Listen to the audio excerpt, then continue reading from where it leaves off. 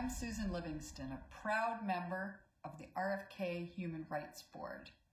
It is my great honor to introduce the January 6th Committee. The Select Committee to investigate the January 6th attack on the United States Capitol will be in order. We're trying to hold the alphabet. We are trying to hold the alphabet now. On January 6th, Trump knew the crowd was angry. He knew the crowd was armed. He sent them to the Capitol anyway. President Trump lit the flame. He poured gasoline on the fire and sat by in the White House dining room for hours watching the fire burn. And today, he still continues to fan those flames. That was his extreme dereliction of duty. Yes, the president knew the crowd was angry because he had stoked that anger. He knew they were armed and dangerous. All the better to stop the peaceful transfer of power. President Trump knew the truth. His intent was plain: ignore the rule of law and stay in power. As an American, I was disgusted. We were watching the Capitol building get defaced over a lie. And every American must consider this. Can a president who is willing to make the choices Donald Trump made during the violence of January 6th ever be trusted with any position of authority in our great nation again?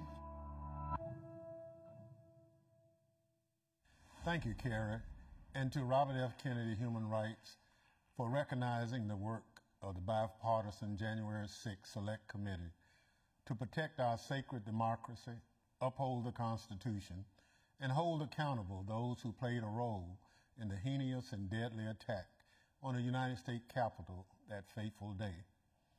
Members of Congress take an oath to uphold the Constitution from all enemies, foreign and domestic, and my colleagues and I worked tirelessly for almost 2 years to fulfill that oath. We uncovered the facts, circumstances, and causes that led to the violence of January 6th and shared our findings with the American people, all to help make sure nothing like that day would ever happen again. I'm extremely proud of the work we did to uncover the dangerous plot to overturn the 2020 presidential election, disrupt the peaceful transfer of power, and undermine the rule of law. We know that if it wasn't for the brave law enforcement officers protecting the Capitol, the tragedy of that day could have been far worse. Our democracy withstood the attack on January 6th, but I'm afraid that it still remains in peril today.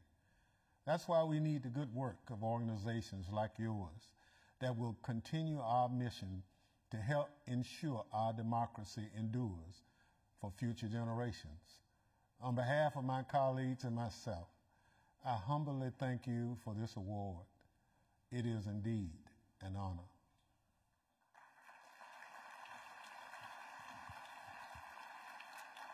Good evening, ladies and gentlemen. My name is Ted Kennedy, Jr., proud nephew of Robert F. Kennedy, and I'm honored to present the Robert F. Kennedy Ripple of Hope Award to the January 6th Committee.